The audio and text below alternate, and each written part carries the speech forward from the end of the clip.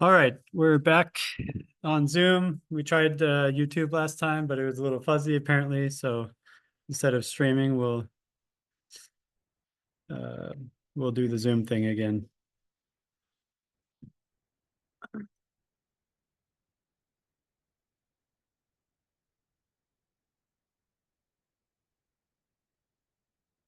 All right, maybe I can hide my video panel, have my floating meeting. So we're in the data science tutorial. Scripts. So last week we created a new data set, this KZ Ministries.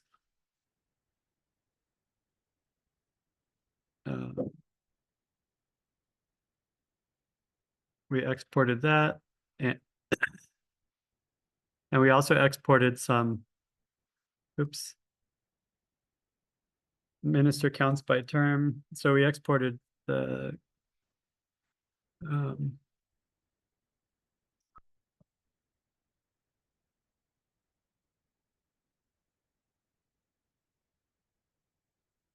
let's see.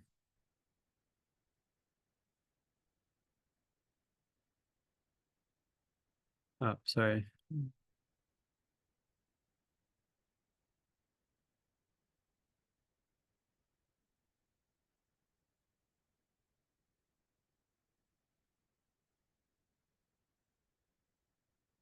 All right, so let's go into scripts.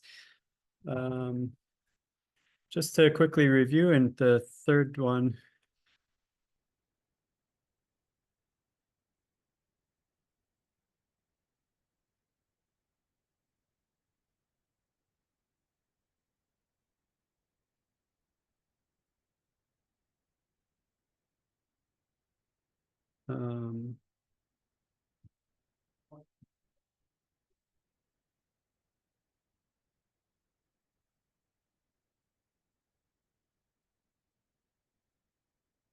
so we read in the KZ Ministries file, and then we're going to do some queries.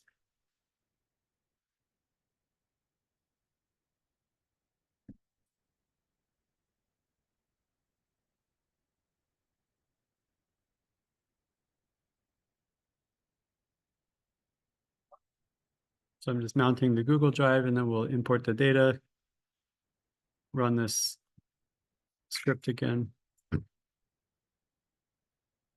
Okay. We changed the data types.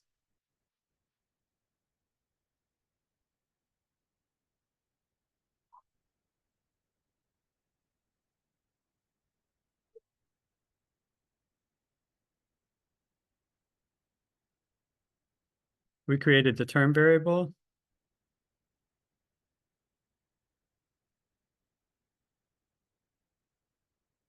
And we played with the group by function. So we did counts, we did, and then we pivoted.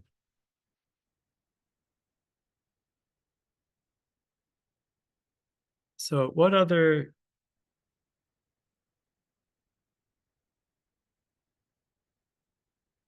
analyses did we do? I guess for homework.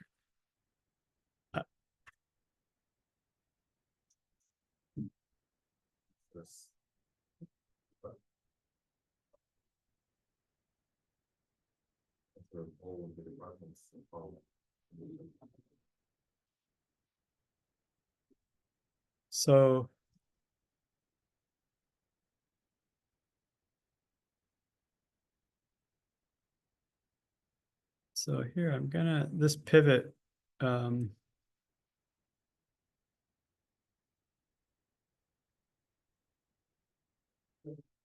is actually,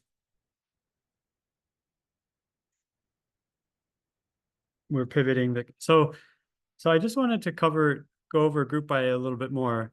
So one of the, so as I said before, the group by function always has some other function that comes after it. So when you're grouping, you can group by one variable or multiple variables, and then you can you can choose any number of aggregating functions. So I wanted to just show you in ChatGPT.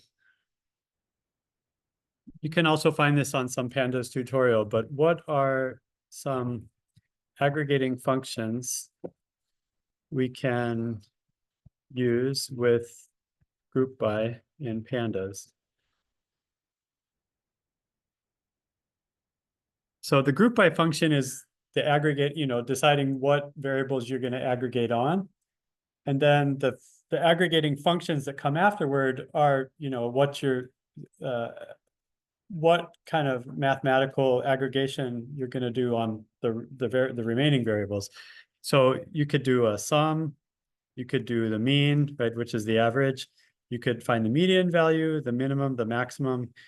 Now, these are, if your variable is quantitative, but even if your variable is qualitative, right, or categorical, you can count, you can do the number of unique values, the first value in each group, the last value in each group. So those are basic aggregations. You can also do these statistical aggregations like the standard deviation, the variance, the standard error, the quantile, the mean absolute deviation, the mode, the most frequent value. You can do custom aggregation. And this is using the AGG function. Okay.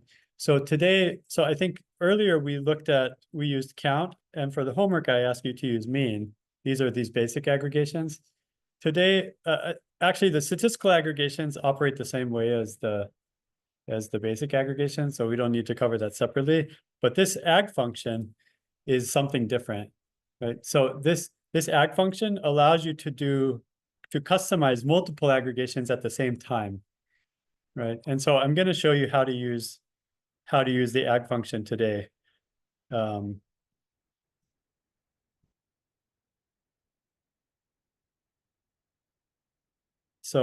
But to start, let's finish up some basic aggregations with the mean so we can go over the homework real fast. So actually, I'm gonna, since I've already mounted everything.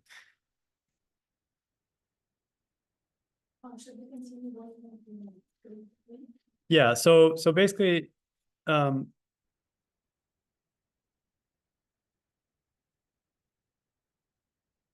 let's keep.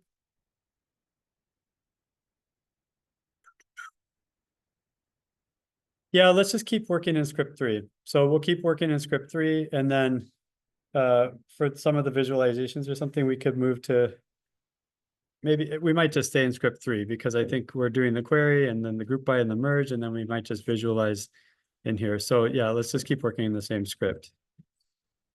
So, I'm going to go down to group by.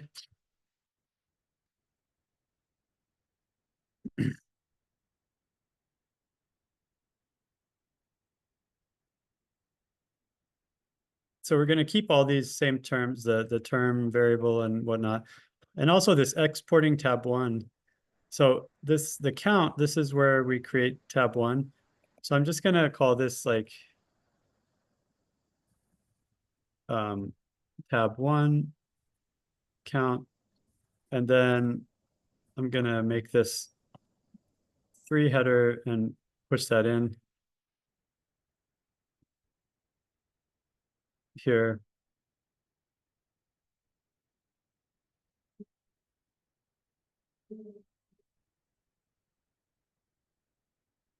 So tab 1 is the count. So let's go to the end of this and then just create tab 2 is the mean age.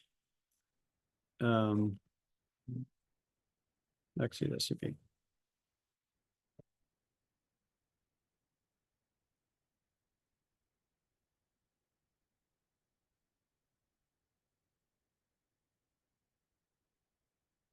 Okay. So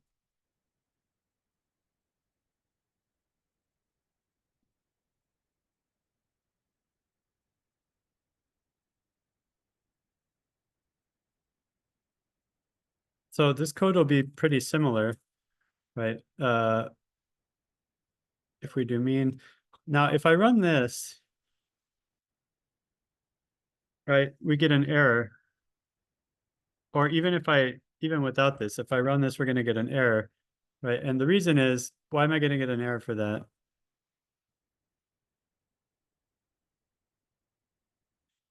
Why can't I run the mean after grouping by ministry? What's that?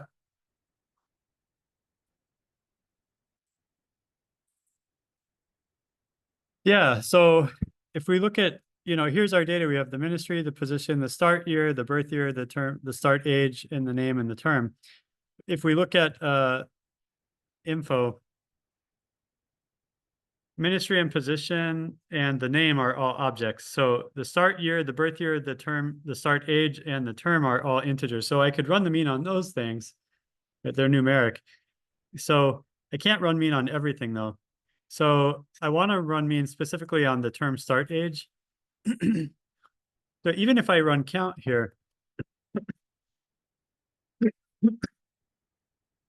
right, it's grouping on ministry, but then all of the other variables, right, position, term start year, birth year, term start age, it's counting for all of these, right? And again, some of these position is 20 and name is 20, but these ones aren't 20 because they might have missing values, right? And so so the count is also helpful, like to see these missing values, like where do you have full values, where do you have missing values? But in any case, if you want to do mean, so we want to do mean on term start age, then here after group by, you can put, you know, you can choose the column that you want and you can do mean. So that'll give us mean term start age. Now let's say just for the heck of it, let's say mean birth year, right? Let's say we want to do the mean birth year and the mean term start age, right? So here, this is essentially, the first part of this is essentially it's grouping, but then here we can choose more than one column, right? So you could choose, in that case, we need a list of,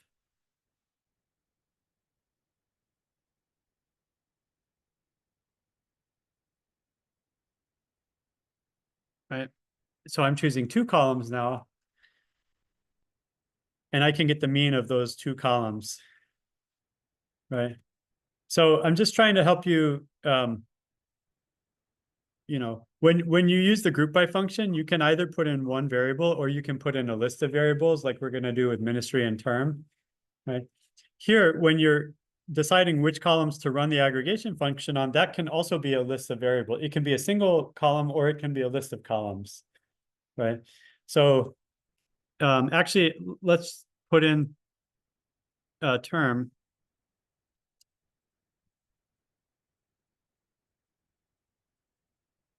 Because that's, I wanted the average age of, right. And now I've got 4 columns. I've got, I'm grouping over ministry and term. So I've got ag 1, ag 2, culture 1, culture 2, defense 1, defense 2, right? And I've got term start age and term start year, right? So I calculated the mean of both of those. And just one quick thing I want to show you with pivot.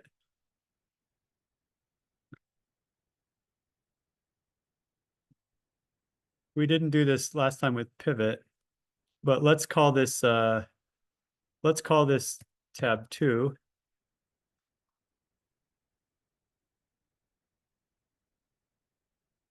Right.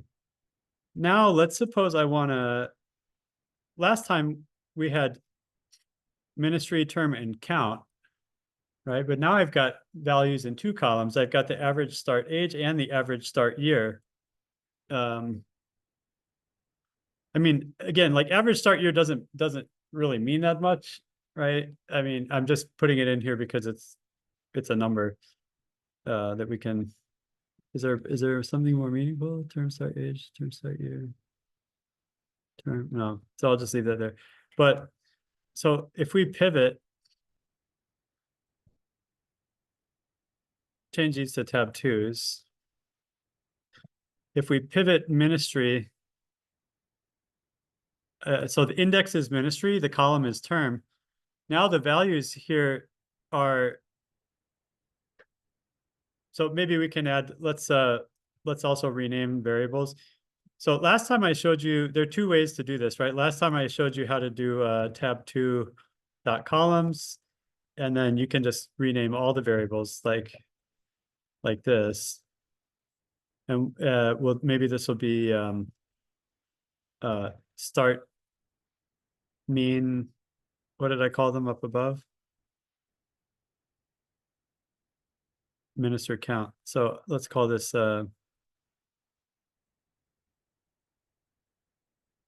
start age mean and start year mean, right? So you could do it like that. Now you've got the two new ones, right? Or you could rename the columns using the rename function. So I just wanted to show you this because I didn't show it to you before. So here you'll do tab 2 equals tab 2 dot rename, because the rename function, yeah. So in the rename function, you can choose columns equals, and now you make a dictionary, right? So the dictionary is going to be the key and the value. The key is going to be the old column name, and the value is going to be the new column name. So we have the old column name is term start age, and the new column name will be start age mean, right? And then comma, term start year, and then colon, start year mean.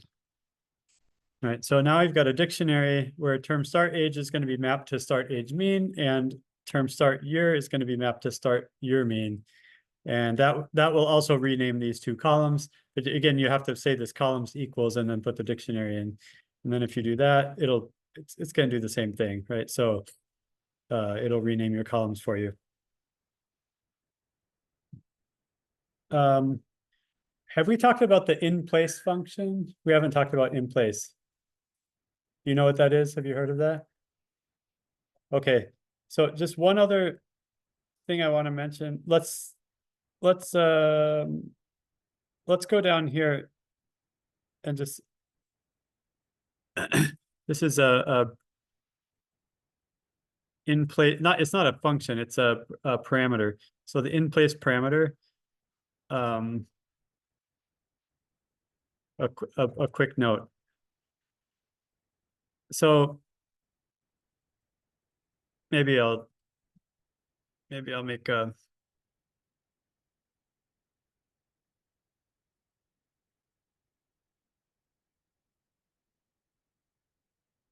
okay. So if you have and we'll pivot later. So I'll just put that there.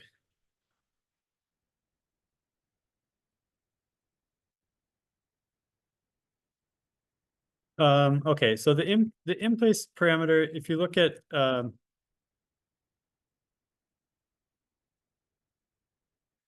you've got start year mean, right? Start age mean, start year mean. Let's say we just want to change this to you know,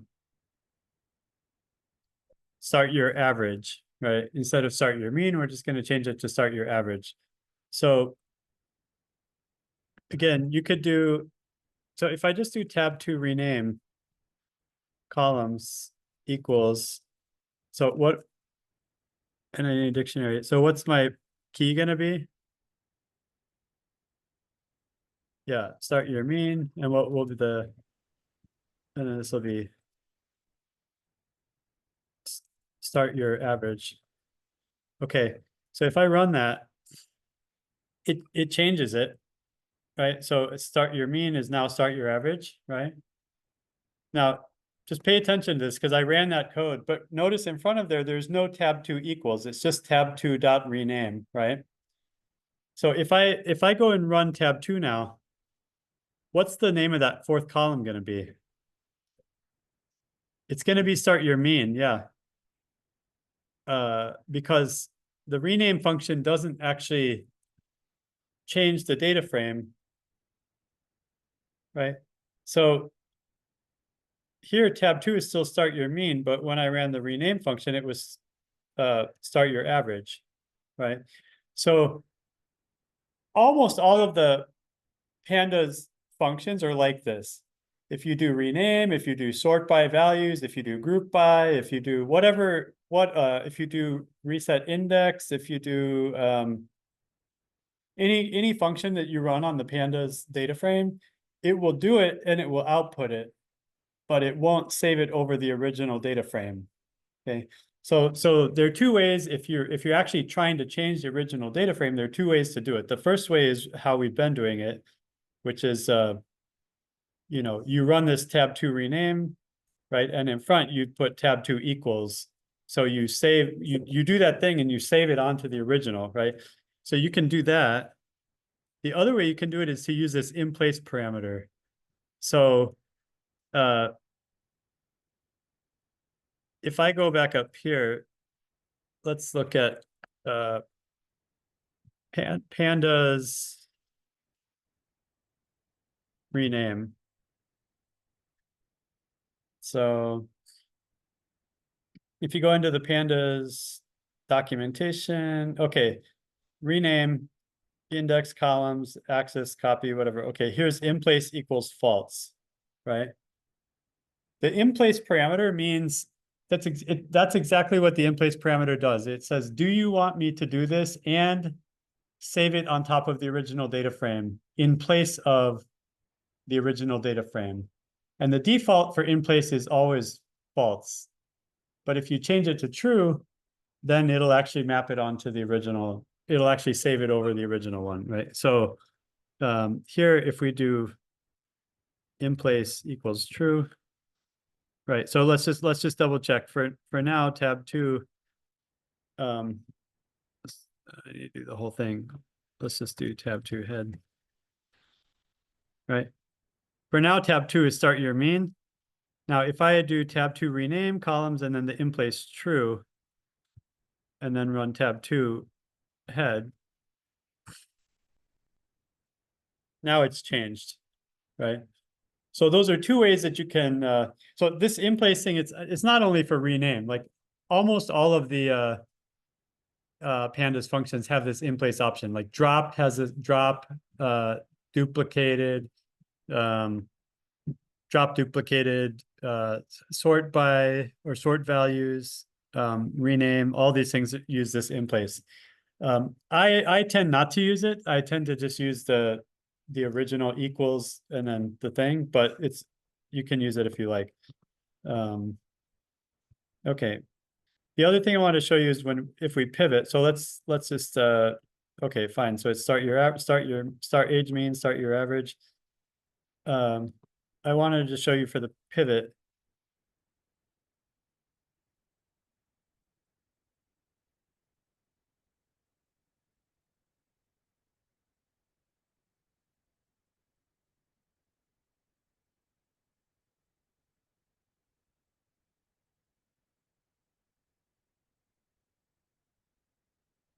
Maybe I'll just, for this code, I'll just, yeah. Okay, so if I can pivot ministry and term, and then the values are start age mean. So for values here, I have two columns of values. All right, so there's a start age mean for ag 1, and there's a start age mean for ag 2. And if I'm gonna pivot on term, right, now I'm gonna have start age mean for term 1 and term 2, but I'm also gonna have start year average for term 1 and term 2, right? So I can, for the values, I could choose more than one variable. I can choose a set of, or a list of variables.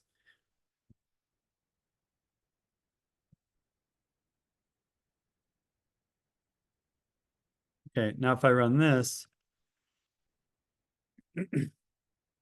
right? So now you've got the term. Well, here the term is 1, 2, 1, 2, right? You've got the ministry, and then you've got start age mean for the first term and the second term, and you've got start your average for the first term and the second term. So when you pivot, you can pivot on index columns and values can all have more than one variable, right? So if you have more than one column for index, you'll have, the index columns will stay the same. If you have more than one column for term, if you have more than one column for columns, instead of getting 1 and 2, 1 and 2, maybe you have like term and then you have like something else, then you would get like nested pivots. And then depending on how many values you have, you would get, values for each of those. So, it's just going to be multiplying. So how many columns would I have? Let's say I have term 1, 2, and I have another variable like type 1, 2, and then I have these 4 variables and I pivot on term and type. How many columns would I have in that table?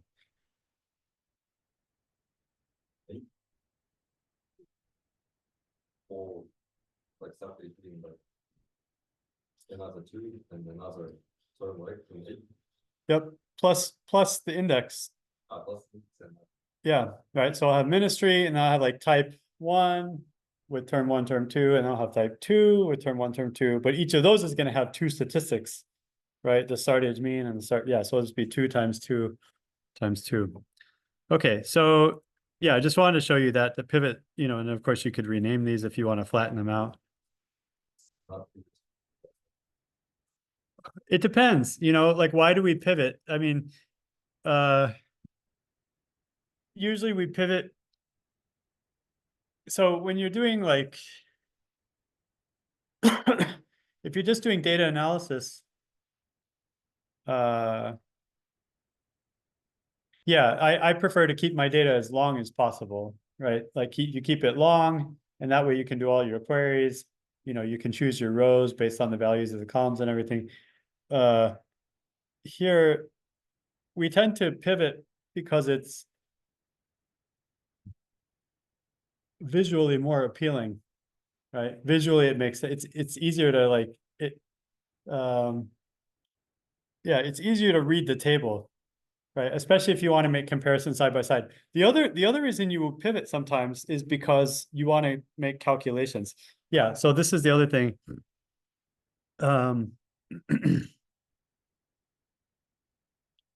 So I'm gonna go back up here. No, tab 2. So I'm gonna drop. So we haven't played with drop yet.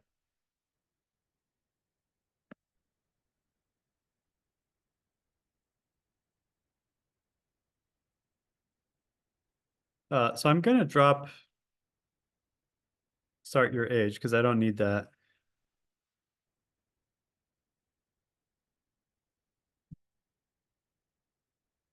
And actually, I'm gonna do that before the pivot. No, well, I just want to show you. I want to show you this, but let me maybe I'll just start again. So let me take the data.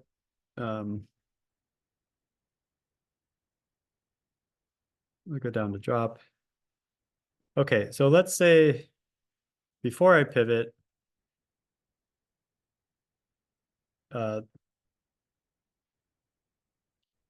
these are my columns, right? And let's say, okay, I don't want term start year. Now, of course, I could go in here and delete it, right? But what I want to show you is how do you drop a column? Okay, so there are 2 ways to do this. The first way is select a subset of columns. The second way is the drop function. So if I've got tab 2 here,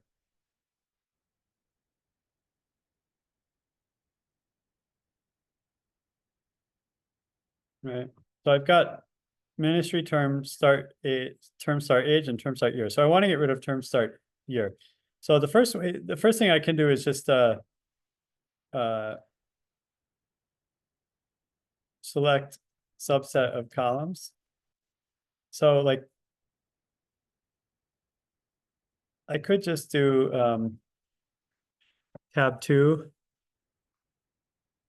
and then just pick the columns that I want.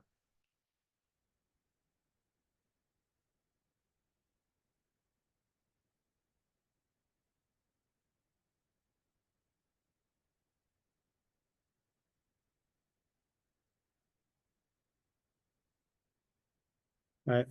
So that effectively drops the column, right? I'm just taking my tab 2 and then I'm just choosing the list of columns that I want and I'm omitting the column that I don't want, right? Easy enough, right? I don't have to use a drop function. Now this is kind of the, you know, this way is easier if you have a lot of columns, but if you're just selecting like 2 or 3 columns, right? So if you're going from like a big list and you want to go to like a really small list, then this is easier because you can just pick the ones that you want and everything else gets dropped, right? This is less convenient if you have a big list and you're just trying to drop one column, right? Because then you have to list everything except for the one you're trying to drop, right? So this choose subset of columns is easy when you want to choose a small number of columns, right?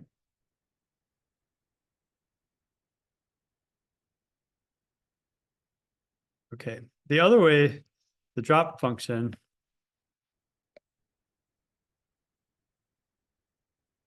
this is for when you want to drop a small number of columns. So the drop function works pretty much like the rename function. So you do drop columns equal, because you could drop rows, you could drop other things. So you're going to drop, and then here you put a list. So you want to drop term start year, yeah. So, all right. So tab 2, drop columns, term start year. Okay, and that did the same thing. Now remember, if I run tab 2 head now, how many columns are going to have?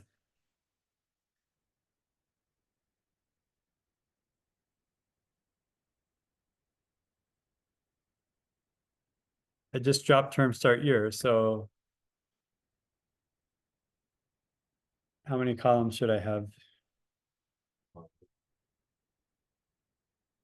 Yeah, except I've still got 4, right? Because drop is just like rename.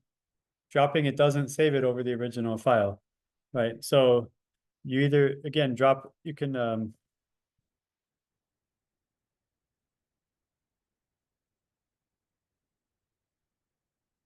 either, again, so drop also has this in place parameter, right? So you can either use the drop in place,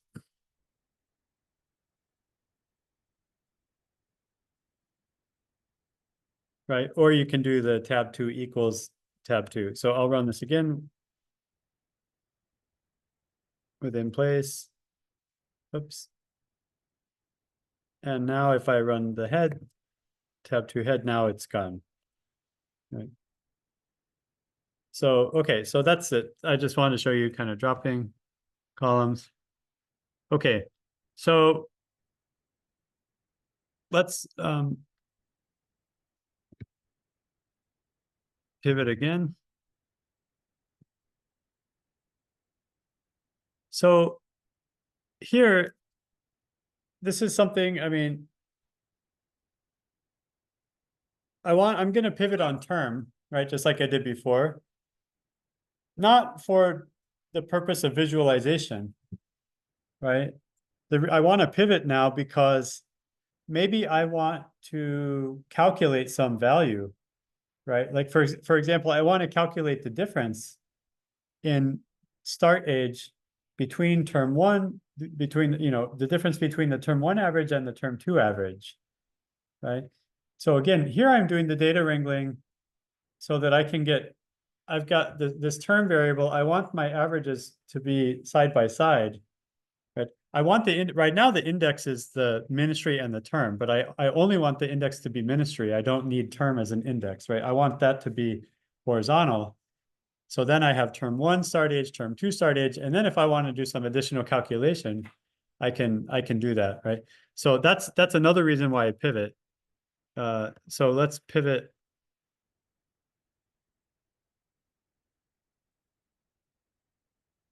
We're going to pivot on minute. We're going to keep ministry as the index. We're going to pivot on term, and this column is gone.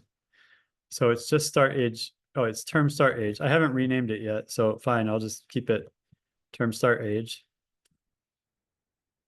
I reset the index, and I do not want to drop the index because the index is ministry. I want to keep that, right? And then tab 2. Okay, so let's do that. Okay, so now I've got the term 1 and 2. I've got the ministry, and I've got start age 1, start age, average start age for the first term, and average start age for the second term. Okay? And here, and then I want to rename the columns. So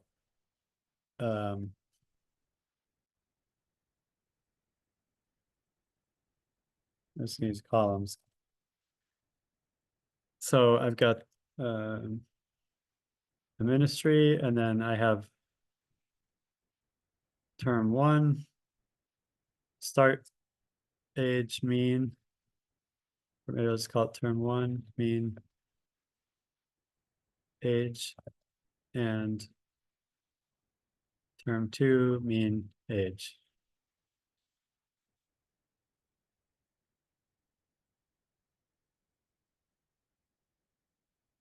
Oops.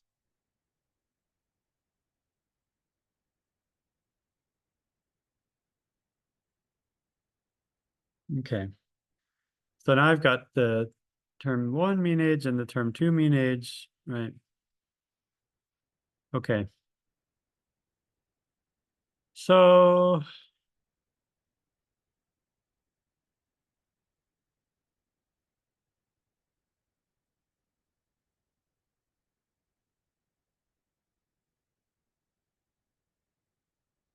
let's do one more thing.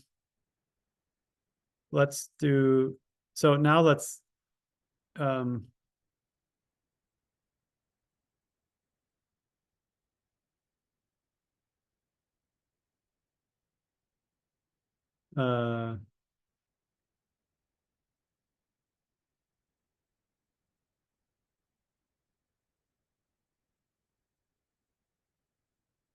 here's the difference in mean ages, right? So how am I going to calculate the difference in mean ages?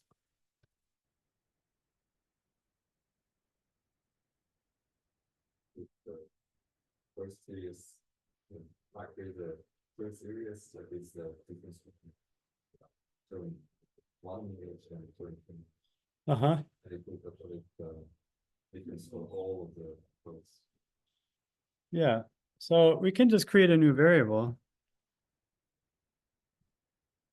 Let's just call it difference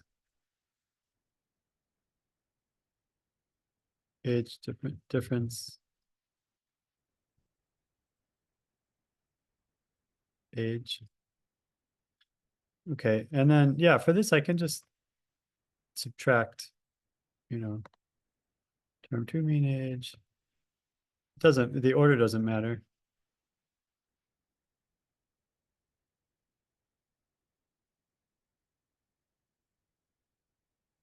Oops. Term 1 mean age.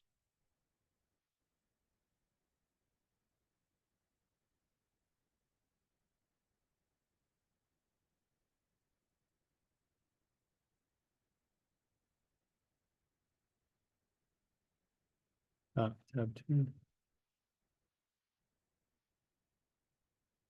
Yeah.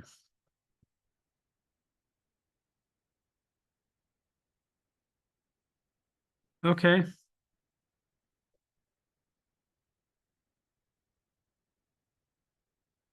So the mean age in term 1, the mean age in term 2, and the difference in age.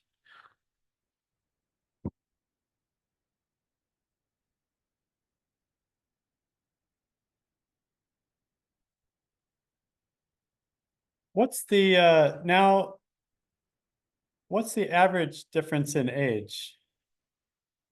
How would I calculate that?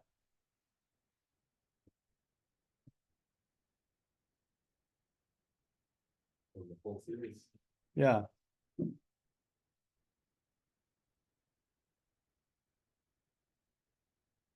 probably separates the different age. So we have two different age and some of these mean like you can give it one way. yeah, so I showed, I mean, before we looked at how to use these aggregation functions after group by, but these aggregation functions also work on a series, right? So with group by, you don't necessarily group by, you're grouping and then you're applying the aggregation function, but you can also just apply the aggregation function directly to a series if you don't need to group it, right? So all of these same functions work on the values in a series without the group by function too, right? So if I want to find the average difference in ages, right, I can just take tab 2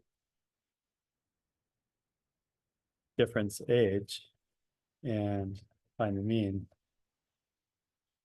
right? So the average difference in the mean in the ages is 0.527. Is how do I interpret this? What does this statistic mean?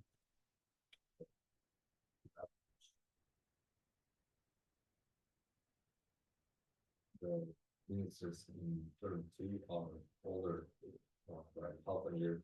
Yeah, that's right. Is a point control. So there is a point of open. Right.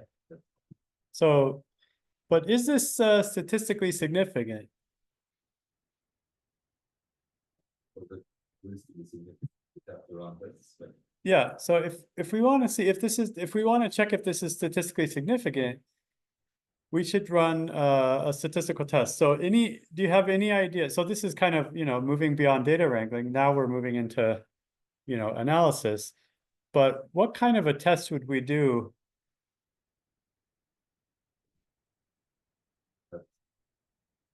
some deviations we have defects in the algorithm. Yeah, so I think we've got two samples here. We've got term 1 and we've got term 2. So we can do a 2-sample t-test. And we're testing the group means, right? So it's going to be the t-test of the 2-sample t-test of group of means.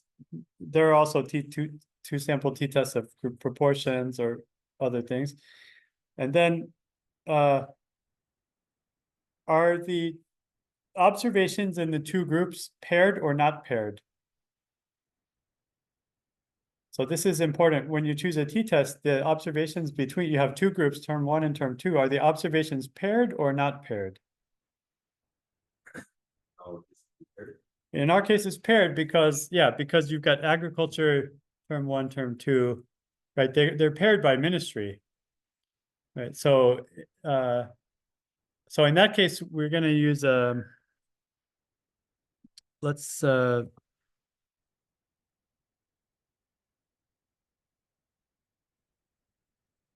this will be a 2-sample paired t-test of group means of means.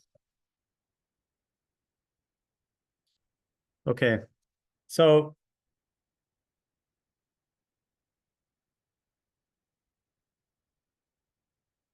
let's go back to ChatGPT and we want to do a 2-sample paired t-test of group means in Python.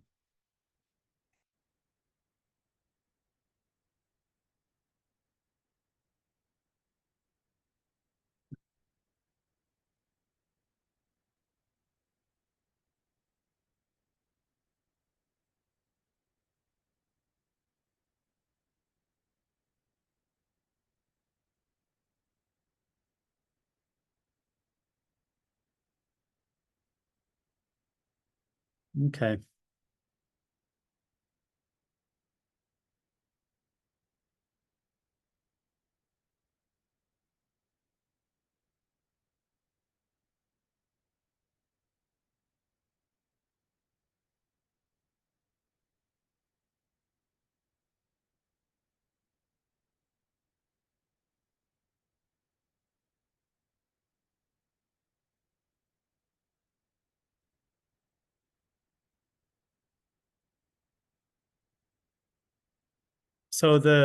so for this, we can use the scipy.stats library, and there's a function called test_rel, which means related, right? So this is what you would use for the paired t-test. If we have two sample t-tests of group means versus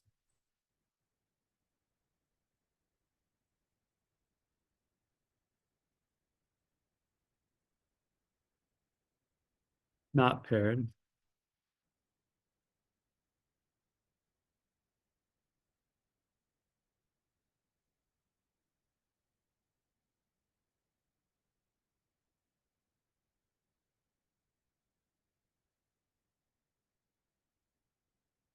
Right, so here's if we were doing not paired, it would be t-test underscore independence, IND, right?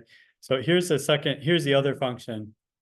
So if you're doing a t-test which is paired, it's REL for related. If it's not paired, it's IND for independent, right? And an example of that would be like, let's say we have two classrooms, right? Two classrooms, and you just want to calculate the average ages of the students in those classrooms, right? In that case, the students are not paired, right? The students in classroom A, the students in classroom B, you just have two different groups, and the students in those groups are not linked, right? But here with like when we're comparing term 1 versus term 2, they are linked because they're linked by the ministry over time, right? So okay, so we're going to use uh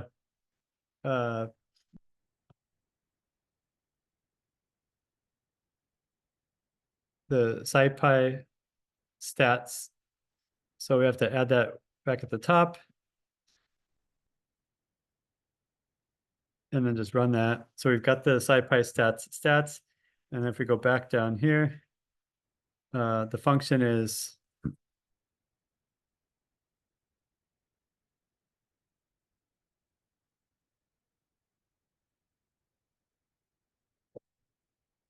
I'm just going to grab these.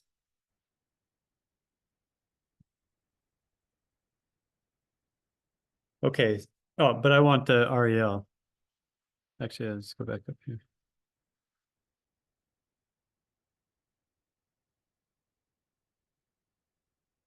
It's the same. Yeah. So here's the before and after.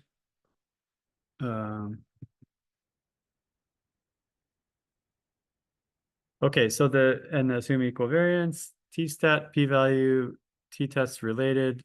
Okay. So, so what are we putting into the before and after?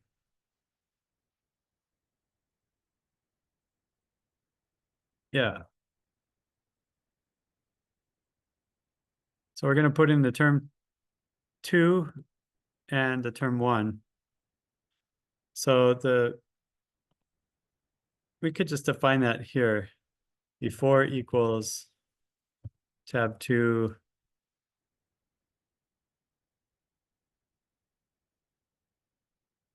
and after.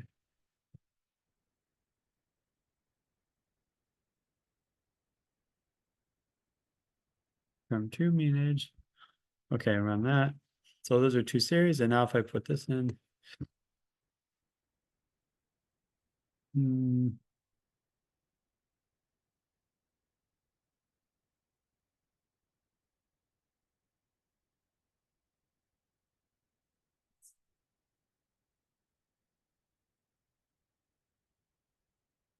let's see, do these need to be arrays?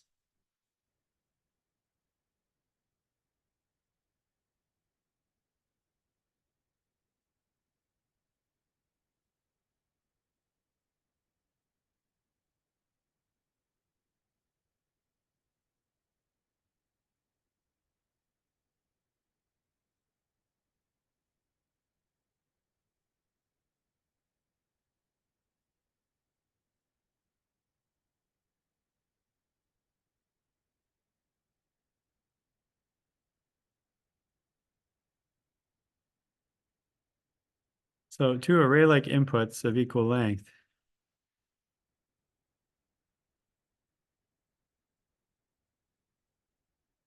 So right now, before and after, the variables before and after are what's the data type for before? Yeah, it's a series because we're just choosing one column, right? And after is one series. But this scipy accepts lists. Let's see if it accepts series. Because it only accepts an array like input. I mean, I would think a series is also an array like input, but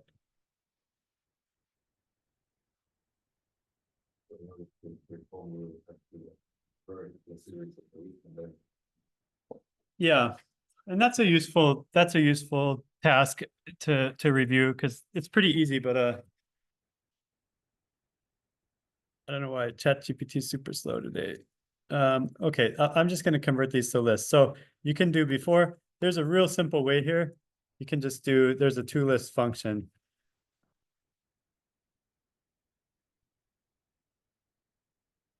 Right, and now if you look at before, there are lists now. Right?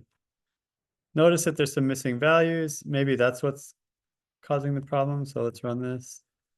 Still getting missing values. So it's probably not because it's a series. It's probably because they're missing values.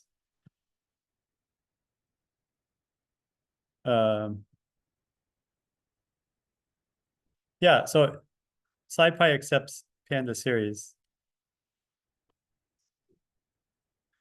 Yeah, so it's the scipy is not accepting these because there's some NANs. Okay, so I'm gonna keep these as not lists.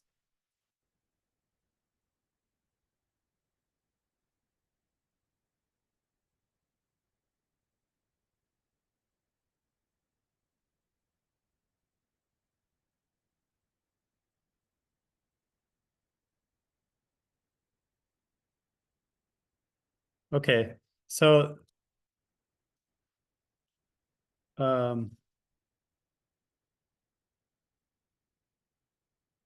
series data type was not the problem, right? The problem is NAN values. Okay, so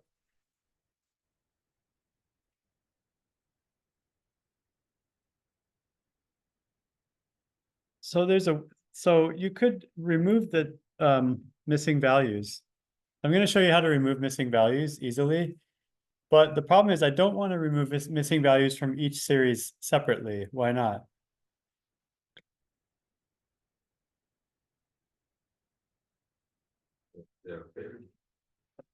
Yeah, because they're paired, right? And if you have a missing value in one row, one column and not in the other, right? And then you delete it and then the numbers are going to be off, right?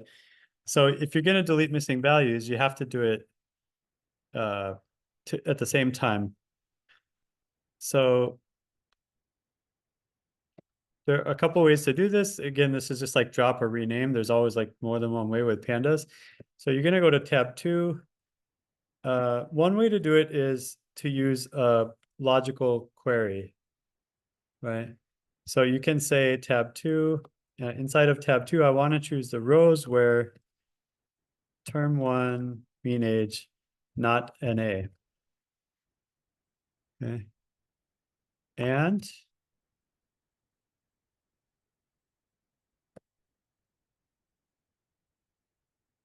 term 2 mean age, not NA. Okay. Now, if you do that, that should remove if the row has a missing value for either term 1 or term 2 or both, it should remove it. So before I run this, let's just look at tab 2 shape. Right, so the shape tab 2 has 22 rows. Now we know at least 3 of these have NAs, maybe more. I'm going to save this as tab 2 short, and then do tab 2 short shape, right? And that takes us from 22 to 16. So we'd have to drop 6 rows. And now if I do before and after as tab 2 short, right?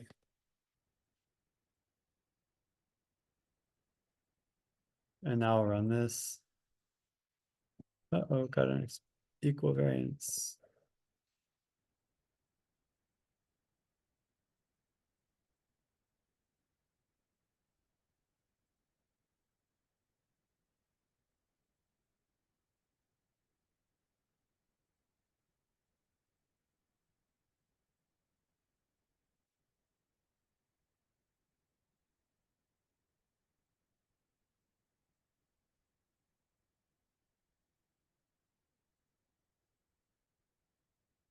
I'm just going to drop this equal variance thing because I'm not sure.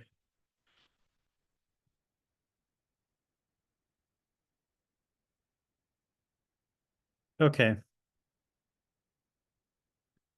So first I'm going to print difference of means is the mean is after dot mean minus before dot mean.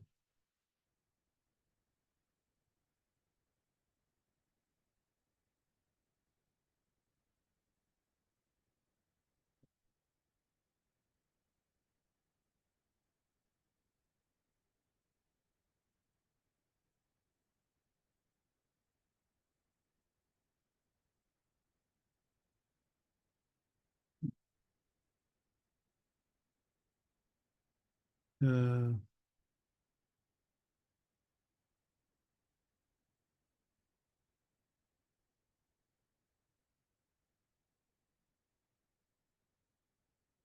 right. So the difference of means is that 0.527, right?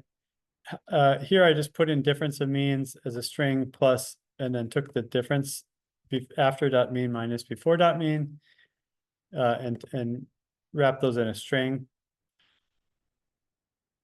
So, and then this t-statistic was that, and the p-value is that. So if we're comparing this to a p-value of 0.05,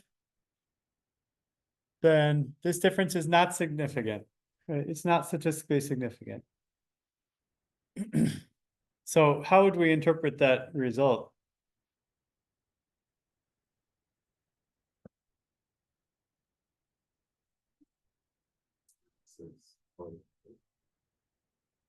That's right. So although the average age in term 2 is half a year older, it's not statistically significant, right? Yeah.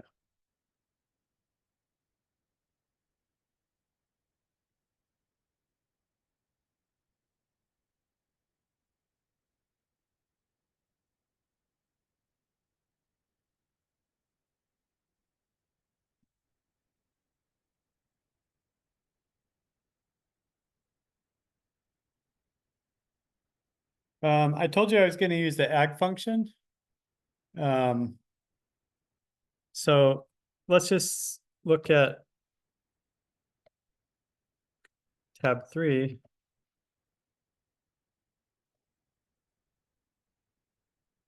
Let's do mean and count.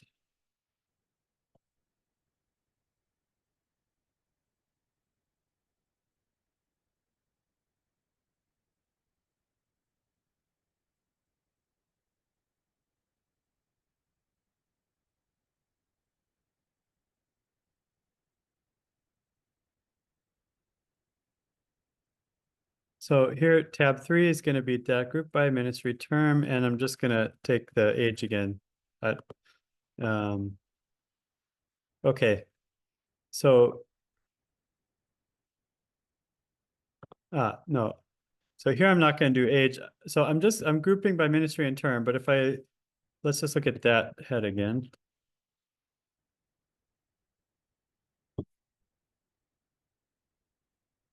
Let's say okay, so I want to do the average start. I want to do the average age, but I also want to count. Right. So how can I do the average age and count the number of people at the same time?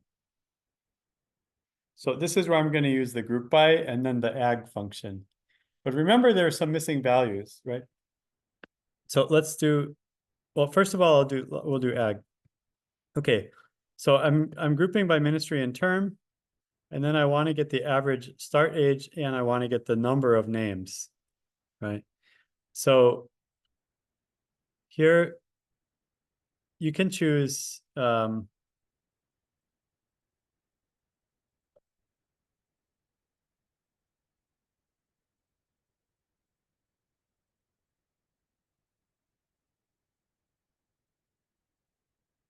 you can choose the value. So we want term start age. And then the syntax, so you're gonna, first of all, you're gonna make a dictionary. But the tricky part here is, so the dictionary, the key is gonna be the variable that you're gonna do the statistic on. The value of that will be the statistic that you want to run on it. Okay. And now that can be either a single statistic or it can be a list of statistics.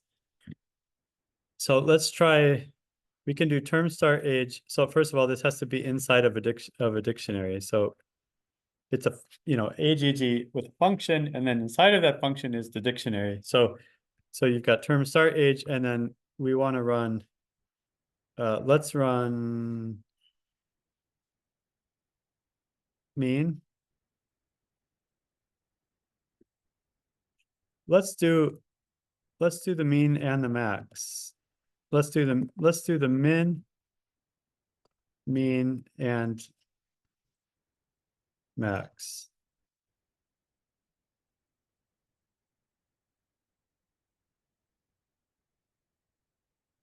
And then close that dictionary and then close the function.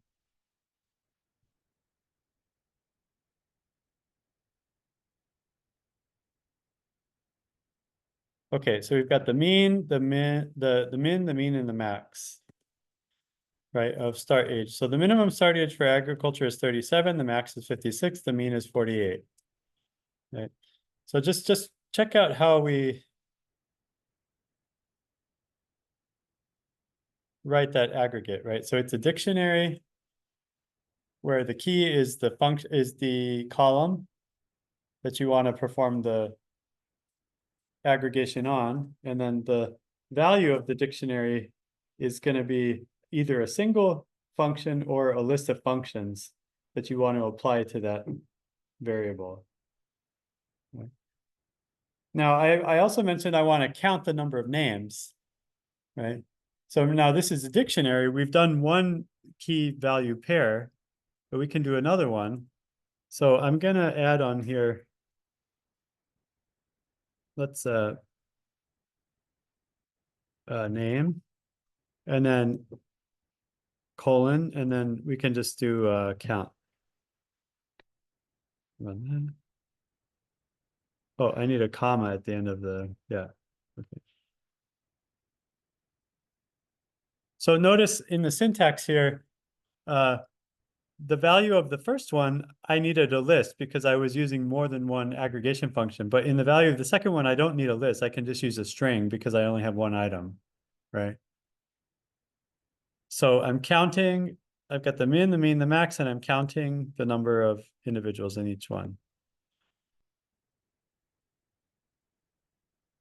Let's use one of these statistical aggregations. Let's use a quantile.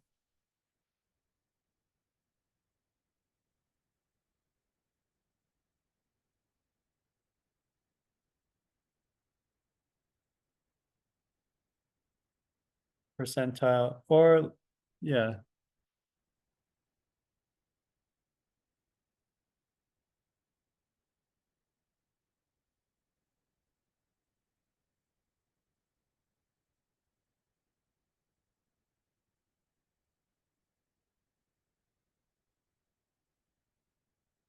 So I'm going to add that here. So it's going to be quantile.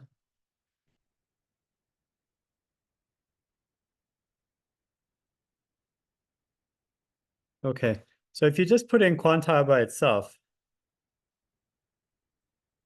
47, 51.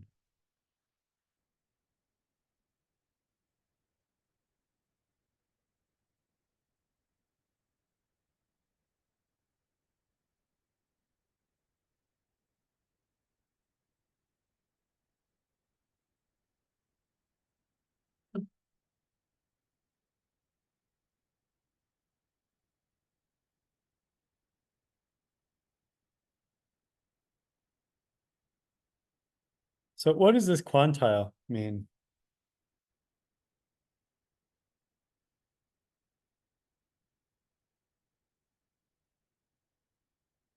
So,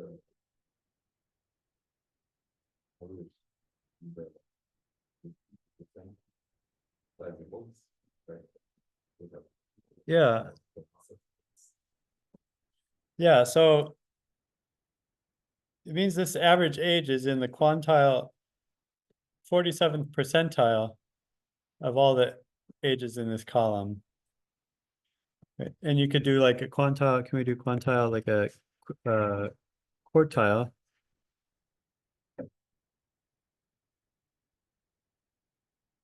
I guess can't do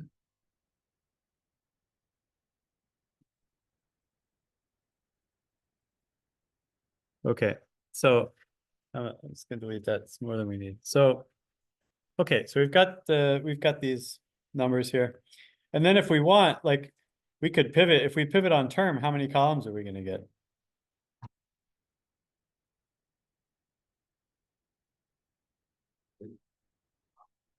We think it's like Yeah, you're gonna get 9. You could, so you've got two terms, right? If you pivot on term, you've got 4 statistics. You've got the min, the mean, the max, and the count. Right, so you've got 4 statistics, and then if you pivot on term, now you're gonna have 4 statistics for term 1, 4 statistics for term 2, plus the index, right? So, um,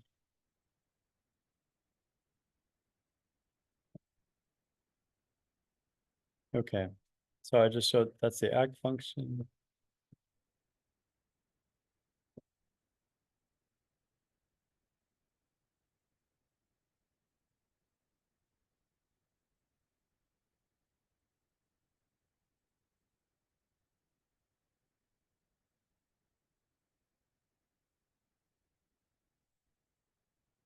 Let's do another statistical test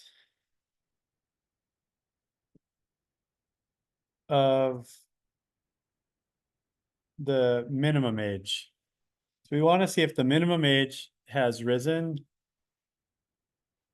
right, or gone down. So like, what would that mean? If the minimum age, what if the minimum age of term 2 is significantly higher, what would that mean? the requirement is rising under the zero. Yeah. And if it goes down, if it's significantly lower, then it could mean like the bar is lower for entry, right? So even though the average age is the same, the minimum age for entry could be higher or lower, right? So let's do, and that's also going to be a paired t-test, right? So let's do another paired t-test. So I'm just going to take the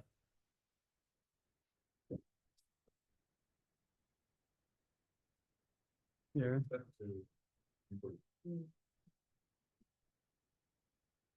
values for the best. For the t-test. I think I have the same. So right now what I'm using is the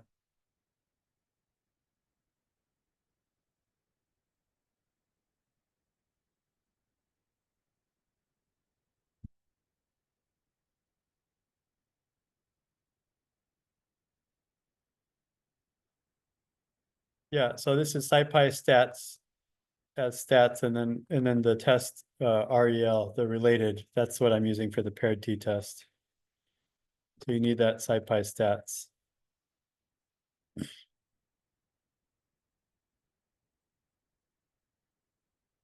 Okay,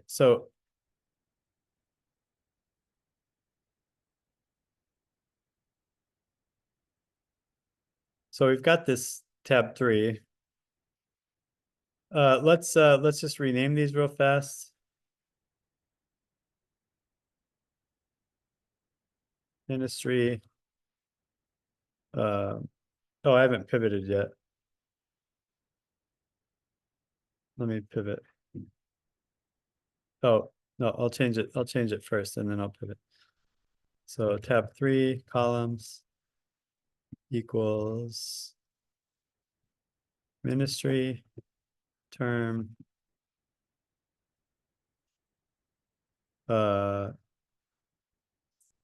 minimum start age,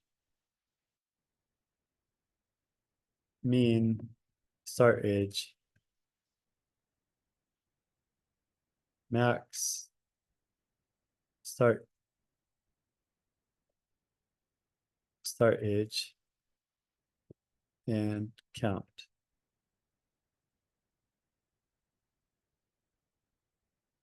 Okay, so those are my new columns.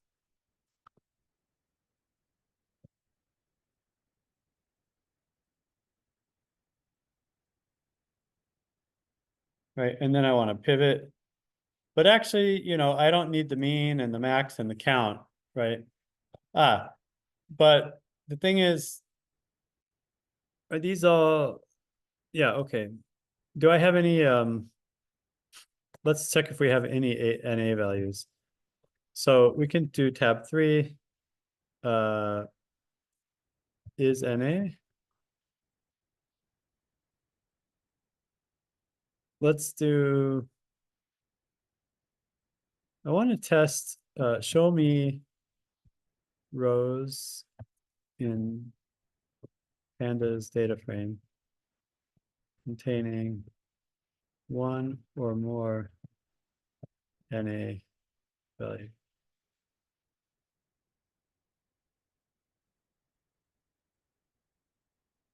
Okay, so here to display rows,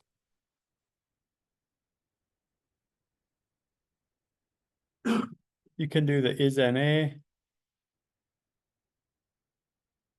for any. So so let me just show you the is NA first. So if you do tab 3 is NA.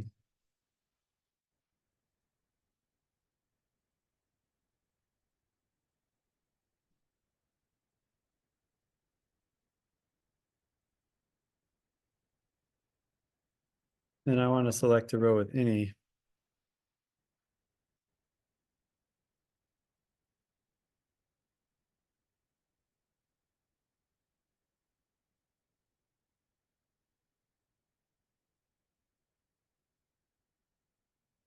Okay.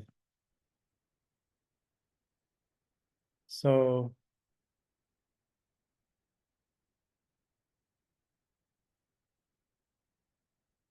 my aggregate functions don't have any missing values here, but the original data did. Let me just go back up here.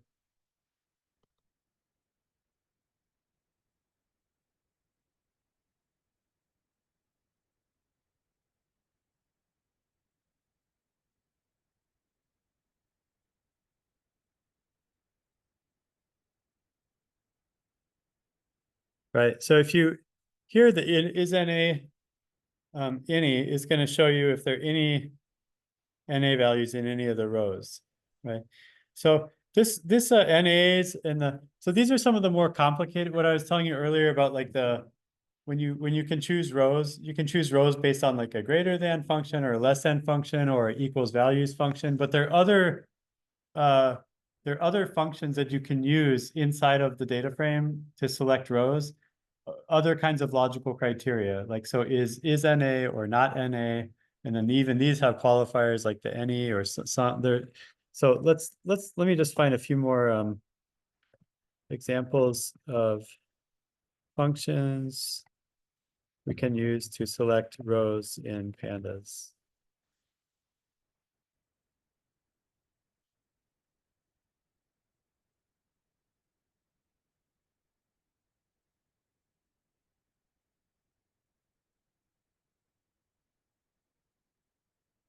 I don't know which one I like better. Come on, ChatGPT, aren't you supposed to tell me that?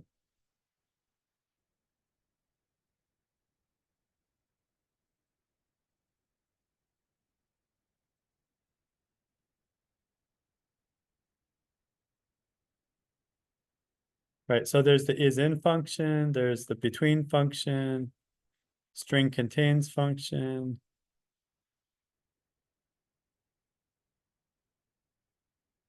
Um,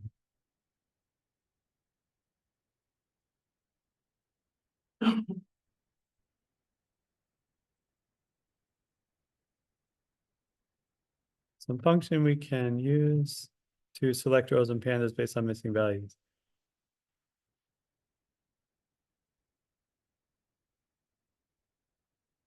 Yeah, so you've got the is any. Is it so here's so if you want to select rows where all rows are missing, right? Then it's is any parentheses all. Select rows where a specific column. So if you want to check if the specific column has missing values, then you do the series, right? And then is NA just on the series, and that will give you the values. Specific column does not have missing values, then you want that not NA. So instead of is NA, you can use not NA. You know, this is rows where multiple columns have missing values is NA any. Okay, so those are just some, but by the time we get here, like once we've aggregated, we don't have any of those. So,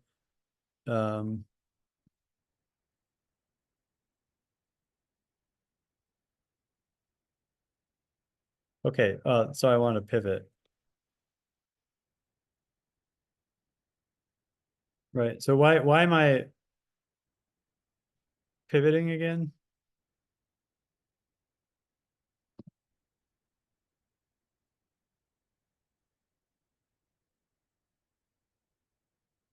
Remember, what I'm trying to do is calculate the, to see if the minimum age is different between term one and term two, right? Oh, so, but before I pivot, yeah, one more thing. I don't need the start age, the mean start age, the max start age, or the count, right? So if I'm only looking at the minimum, I can just take ministry term and minimum start age, and I can drop the other ones, right? Because if I pivot over two terms and then I've got these four statistics, it's going to give me the 8 columns. I don't need all those. I have to drop them anyways, right? Or ignore them. So, so I'll just do tab 3 equals tab 3, choosing ministry, term, and minimum start age.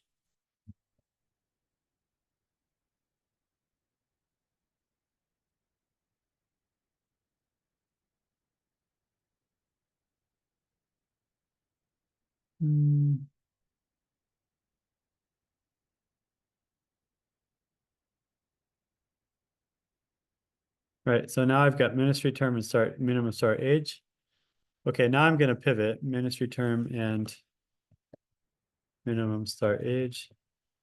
Technically, I don't need this list because I'm only indicating one. Okay. Now I've got some missing values. I thought I didn't have missing values before. Where are my missing values coming from?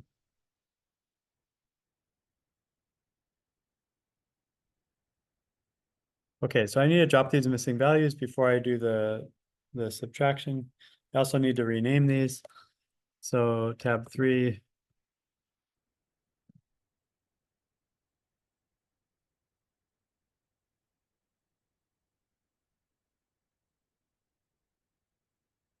I didn't name it.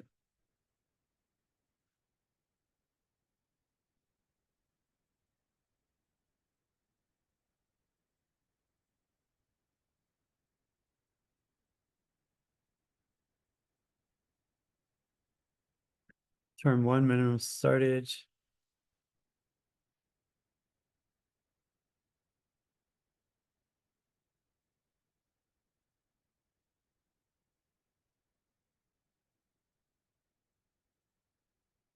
Okay.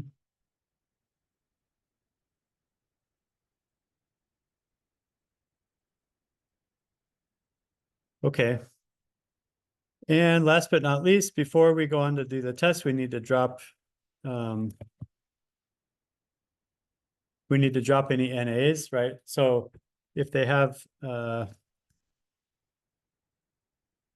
so I'm just going to do, because we only have, right, there, it's not going to be, there's not going to be an NA in the ministry. So if there's if there's an NA, it's going to be in either here or here, right? So here I can just do tab 3 equals tab 3, select tab 3, not NA. Let's see. Is NA any? Well, let's just look first.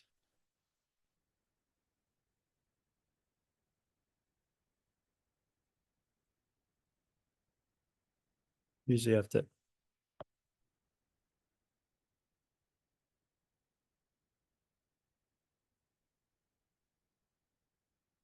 Oops. Okay, so these are all the ones where there's some NA. And that's 6 rows. Let's do the not NA. And I don't need any for this. And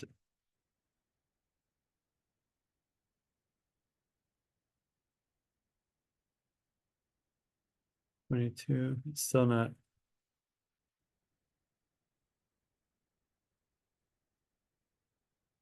Remove all rows with at least one NA.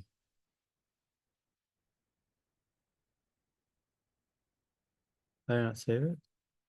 No.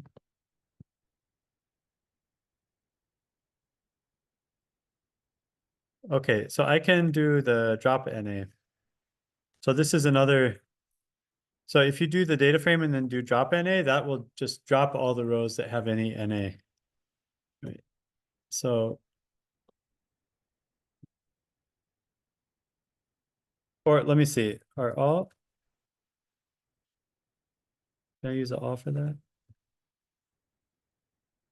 Yeah. Okay. So this is one, like, what's this doing?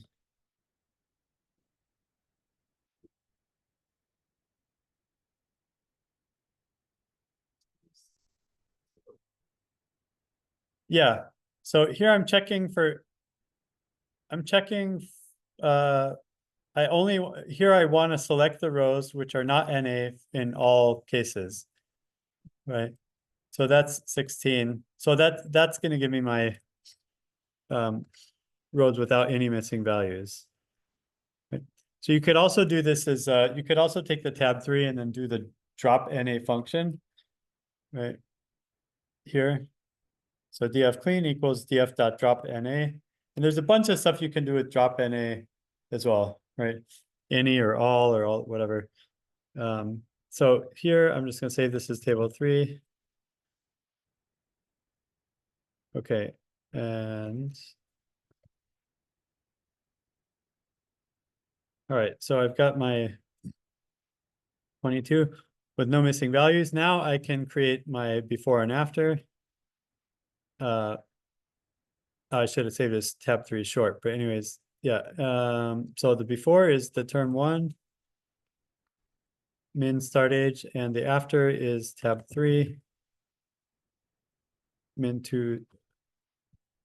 Yeah. Okay. And then where's my t-test? Here.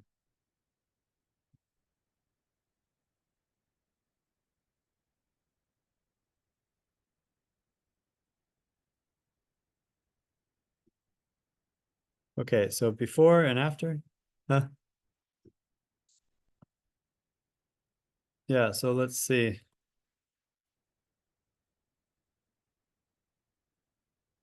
So the difference in means, okay, so here's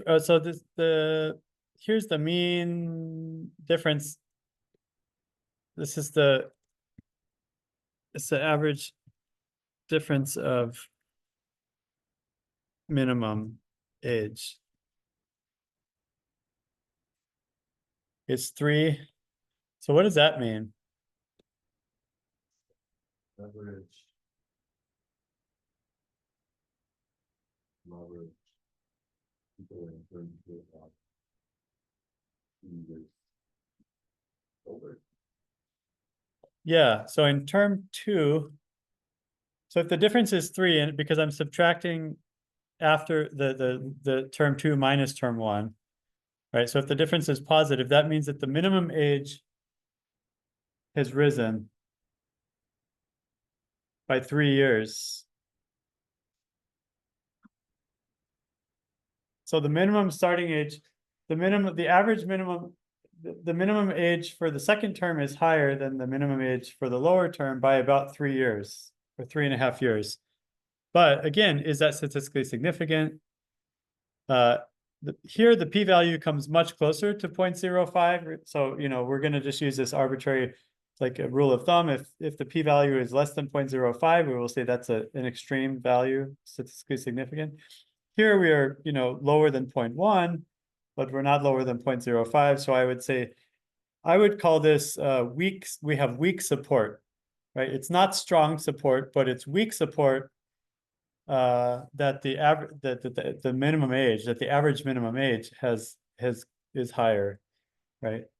So, but it's not statistically significant, using a strong. What? Yeah, I would just call this weak support. I mean, is the average minimum age higher or not? It's like, Yeah, I mean, so the question is like the question of whether the average minimum age is higher or not is 100% yes, right? 100% yes. We calculated it. It's 3.5 years higher for the second term, right?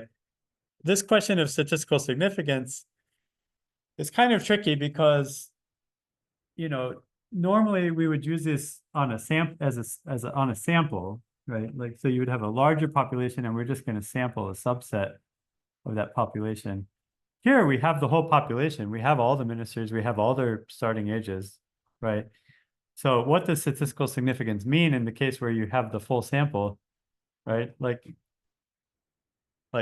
So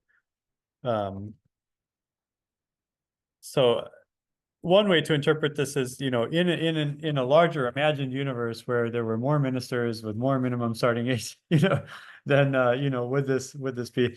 So, but the way I think about it is,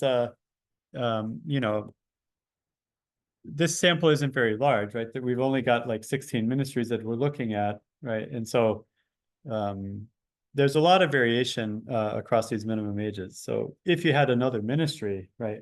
If you had like more ministries, would you expect this trend to hold? Probably not. So, okay. I think for today, that's it. What did we cover today? We went beyond count. We looked at the aggregation function mean, like group by and mean. We saw how to use the inplace parameter. We looked at how to drop columns. We calculated the differences in means. We did some statistical tests using that, right?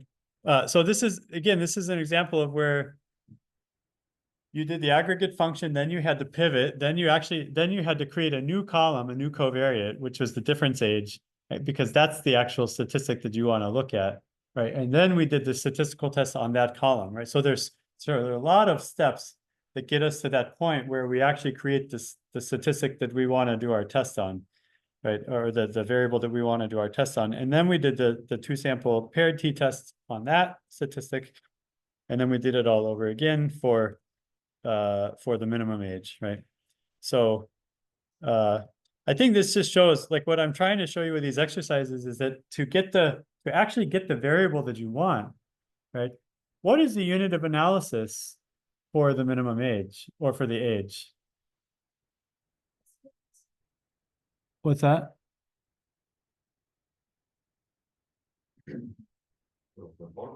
What is the unit of analysis?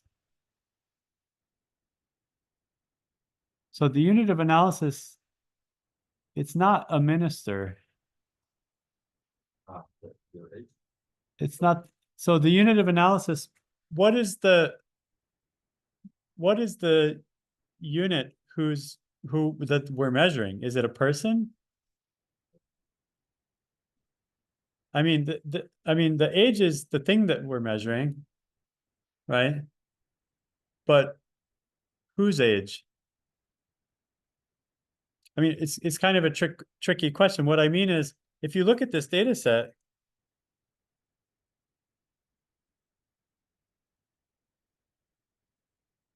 the unit of analysis is not a person, right?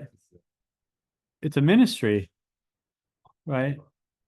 Yeah. So, and then the measure, the statistic that we're measuring is not the age of the ministry. It's an aggregate. So what we're measuring is an average age or the minimum age, right? So in our original data set, the unit of analysis is the minister, right? And you have their name and their age, right? So you could, but here when we're trying to find the average ages of or the minimum age for a particular ministry, right? First, we're aggregating ministers by ministry, and then we're calculating statistics on that unit of analysis. At the level of the ministry, we're calculating the average minimum age, the average uh, uh, mean age, right? And then we're doing the tests on that. We could have done these statistical tests on the ministers themselves without aggregating over the ministry, right? But then they wouldn't be paired tests. It would be yeah, it would just be independent. Yeah. So in any case, this is just an example. It's just showing you like there's more rank. Like if you need to change the unit of analysis from the individual to like the organization or some other kind of a group, right? A lot of times, like the tests that you want to do are on the level of the group, not on the level of the individual. So that requires this kind of aggregation step. You're aggregating, calculating some aggregate statistic, and then you're going to do analysis on those numbers, not on the original, not on the raw data, right? So, okay, all right. So that's what we did this week. To get the certificate, basically, you need to finish script 3 like this. So you need to create a Google Drive. You need to put the scripts in the Google Drive and run them, right? And then you need to send me the link to your Google Drive, right? And I'll go in and check. And if you've got these scripts and you've ran them and you have the same output that I have, right?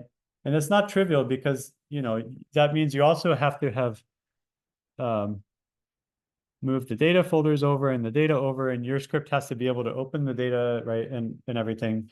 And also like script 1 or 2 created that Kazakh KZ Ministries file, right? So that file has to be in there, and then this has to open that up and then run it, right? So basically that's what I'm checking for the script. We're not gonna have a test, right? But I just want to see that you can do the file management and actually just like, what's that? Would you like a test? So next week, we'll just do some visualization, right? So we'll visualize, we'll do some bar graph, we'll do some line graph, we'll do a box plot graph with the whiskers, you know, to show this kind of these mean values with like a confidence interval, right? And we'll show that. So we'll do like several visualizations. We're not going to do any more like wrangling. We'll do a little wrangling just to make the visualizations, right? But that'll be the thing. But to get the certificate, yeah, you can just put everything in your Google Drive and then send me the link to your Google Drive, and I'll just verify that it's all in there, and then you'll qualify for the certificate. So that's, and then I actually next week Thursday, right after class next week Thursday, I'm going to the airport. So I'm going back to Taiwan. So next week Thursday is like my last, you know, event before like I literally like from here I'm going to the airport. So I will send in the Telegram group, the certificates are actually going to be printed by the KIMEP student admissions, not admissions.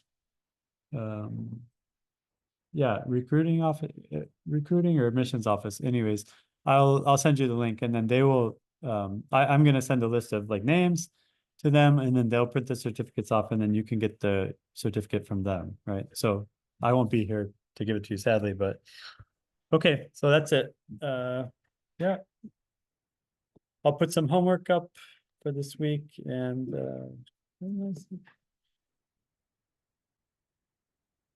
stop. Oops.